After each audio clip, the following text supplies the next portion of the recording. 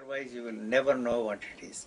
So if it is possible for you to look at that for the trillionth of a second, not knowing what you are looking at, that would be the end of you as you know yourself and as you experience yourself. How can you be interested in this kind of a thing? That applies to all the sensory activities. You may say what you like, you can put salt on your tongue, you will never know that it is salty. You have to tell yourself and bring the past experience of how the salt tastes like, why the salt is salty. You can discuss that for hours and hours, but when you put it on your tongue, when you are not there, when your past experience that how that salt tastes like, what is saltiness is like, you will never know what it is. That applies to the sweetness, that applies to all the tastes that you know of, the bitterness, this, that and the other. So there is no way you can experience anything there unless you have the knowledge.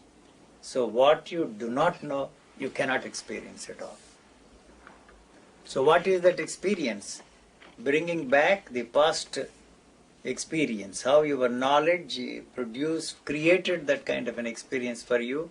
You have to recall and relive through it. But here it is not possible to relive through that kind of an experience. So this is not a problem, you see. So you have to be there all the time. If you are not there for 1/1,000,000th of a second, you as you know yourself, you as you experience yourself, will be finished. So how can you be interested in this kind of a thing? What, Nataraj? Huh? Why are you wasting your time? So I am telling you all the time, this physical body is functioning exactly the same way that body is functioning. No difference. You want to know, you see, unless you have the knowledge that is given to us by physiologists, by the medical technology, you will never know how this is functioning. The body does not know that it is alive.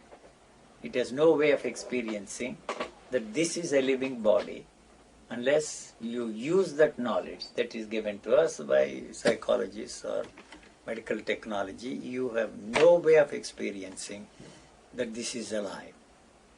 You can say that, you see, I'm alive. You see, if you ask me the question, are you alive? I would certainly answer that question in a positive way. I'm alive. But I am alive.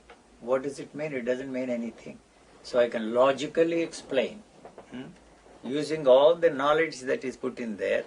It's because of this, that and the other, I say that I am alive. But I am alive, that statement is something which cannot be experienced by you or by anybody without using that knowledge.